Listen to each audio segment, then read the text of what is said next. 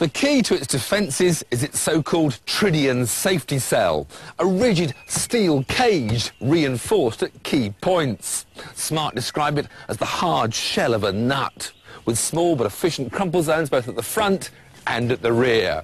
In theory, getting inside is like putting on a suit of armour.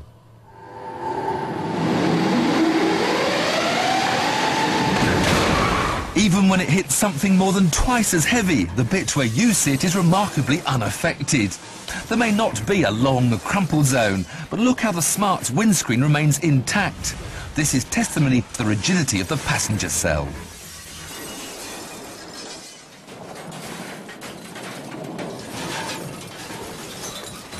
The downside of the shell's rigidity is that there's a greater potential for the crash forces to be transmitted through to the passengers. Ideally, you want to slow them down as gently as possible. So you get seatbelt tensioners that stop you lurching forward violently, and they're fitted with force limiters that give you a bit of slack before they dig into your chest. The car's also fitted with a driver airbag, a passenger airbag, and a steering column that will retract out of the way in a crash to give you more room to slow down. That's the theory, but no one knows how the car will behave when it's crashed at 70 miles an hour, which is where we come in.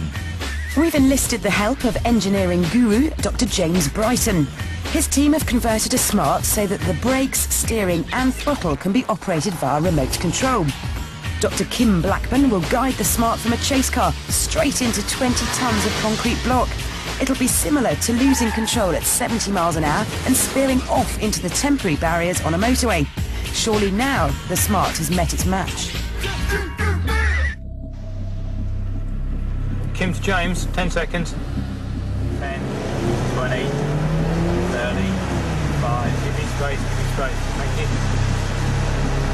40, 5.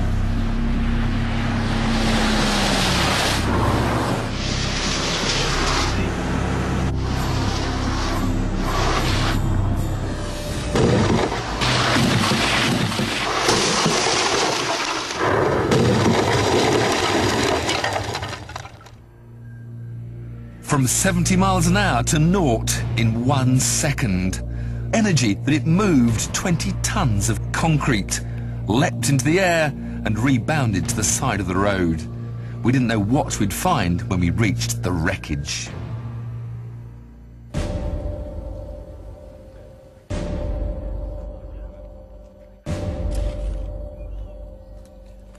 The steel cage has certainly done its job really well.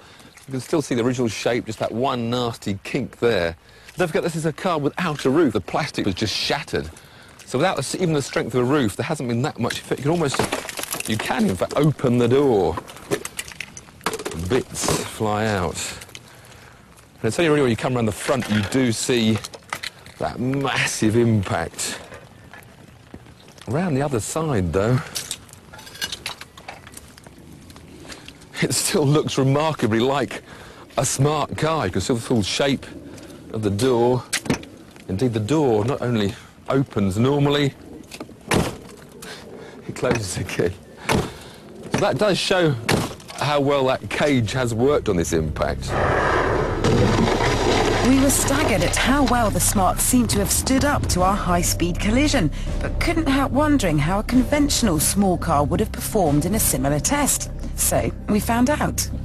Another remote-controlled 3-star NCAP car, 70 miles an hour into concrete blocks.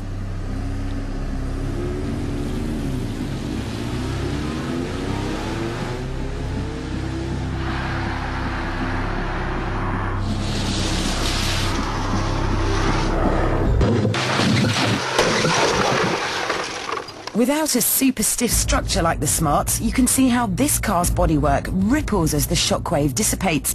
But again, the body looks remarkably intact, given the huge energy involved.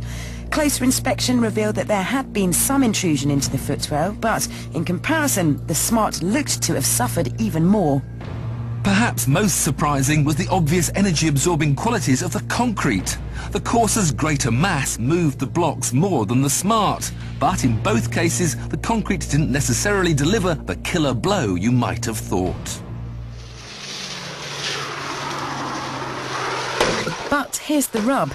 The cars may have stood up to the severity of the crash surprisingly well, but the humans inside wouldn't. No matter what you drive, rapidly decelerating from higher speeds is something your internal organs simply cannot cope with. The chilling truth is, the people inside both cars would have been very unlikely to have survived. So, how much stick can a Smart take? A lot. But that can't be said for its passengers.